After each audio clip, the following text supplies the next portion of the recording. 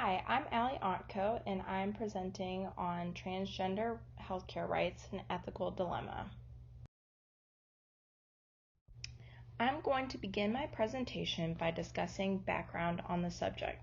Specifically, I will discuss what the term transgender means and how transgender individuals are discriminated against in healthcare and certain disparities that these individuals face.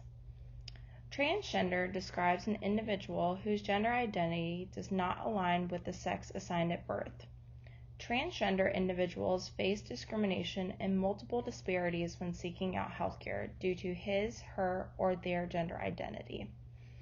A study that was conducted found that 24% transgender adults reported being discriminated against in a healthcare setting within the past year. Discrimination that transgender individuals face when seeking healthcare can be subtle or explicit. Subtle discrimination is when the healthcare provider uses the wrong gender pronoun when addressing the patient. For example, the patient may have been born as a man but identifies as a female, and in the case of subtle discrimination, the provider would still refer to this patient as he or him. Explicit discrimination is when the healthcare provider specifically refuses care because of the patient being transgender. The disparity that the transgender individual faces in healthcare is that many providers aren't well versed in the care of transgender healthcare needs. A study found that only 2.12 hours of nursing curriculum and 5 hours of medical school curriculum is dedicated to teaching students about LGBTQ healthcare needs, issues, and culturally sensitive care for this population.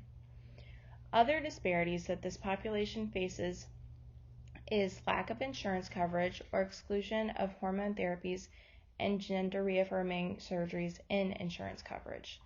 More awareness of transgender-related healthcare issues needs to be addressed so that healthcare professionals are aware and that actions can be taken to prevent discrimination and reduce disparities. The ethical dilemma that is associated with transgender healthcare rights is that transgender individuals face discrimination and many disparities such as lack of insurance coverage, exclusion of medical coverage, etc. when seeking healthcare. This in turn negatively impacts the individual's mental health and decreases the likelihood the individual will feel comfortable obtaining healthcare.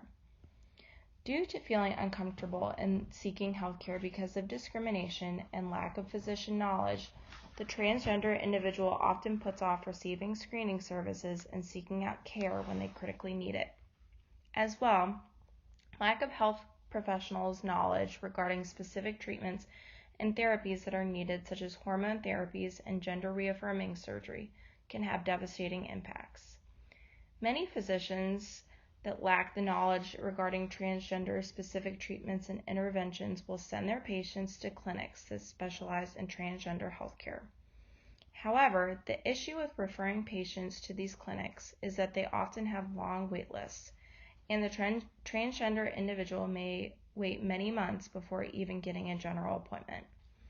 This wait time and delayed care is associated with an increased risk of suicide related to the negative mental health implications of living with gender dysphoria.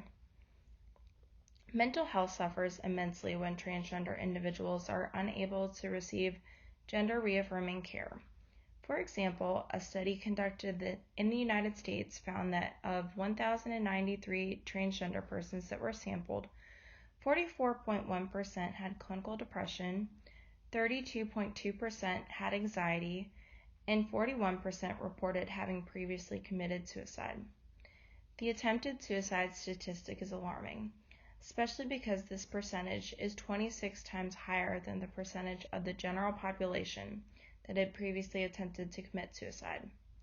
Having healthcare providers refuse care because of lack of knowledge and not understanding the needs of this population is inexcusable.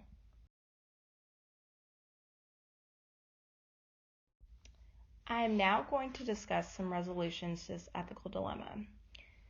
One resolution is by continuing education credits, in-services, and mandatory workshops regarding healthcare needs of the transgender individuals for current practicing healthcare providers. Another resolution is to restructure nursing and medical school curriculums to include culturally sensitive care for the transgender individual, as well as specific treatments and healthcare needs for this population. The reason that education is being cited as being critical to decreasing discrimination and reducing disparities is because that by increasing understanding and knowledge, that this will empower healthcare professionals to feel confident in caring for transgender patients. Most healthcare professionals are not blatantly transphobic, but because they don't understand the needs of this demographic, they often feel uncomfortable caring for them. Through education, the nurse, physician, etc. will feel comfortable on how to ask the patient his, her, or their personal pronouns, how to ask respectful questions regarding the transitioning process, and provide referrals to appropriate services such as mental health providers. As well, the healthcare professional will have extensive knowledge on hormone therapies and gender reaffirming surgeries that will ensure the provider is the one that educates the patient about the process, rather than the other way around. All of these identified resolutions will improve mental health of transgender persons and increase the population's likelihood to obtain health care. However, improving education for healthcare professionals will not decrease explicit discrimination of transgender individuals in healthcare. Nurses are key persons to advocating for transgender rights in healthcare. Per the Nursing Code of Ethics, Provision 8, it is the nurse's duty to collaborate with other healthcare professionals to reduce disparities, protect human rights, and promote health diplomacy. The nurse should actively collaborate with other healthcare team members to advocate for transgender rights in healthcare to reduce disparities such as medical insurance coverage exclusions, discrimination, and lack of physician knowledge. How this ethical dilemma is solved. This ethical dilemma is not currently solved. There is so much more work and advocating on part of healthcare professionals that needs to be done in order to decrease discrimination and disparities faced by transgender individuals in healthcare. I believe that this will be a work in progress, as many people still explicitly discriminate against transgender individuals both in healthcare and just in daily life. If we lived in a perfect world, I believe that everyone would have equal and fair treatment in healthcare, but that is unfortunately not the case. I do think that better education for healthcare professionals would decrease a decent amount of subtle discrimination and empower culturally sensitive care, which would increase the comfortability of transgender patients to seek out care. There was a study conducted which found that 80% of transgender individuals that received trans-affirmative healthcare stated that they had fewer mental health problems and an improved quality of life.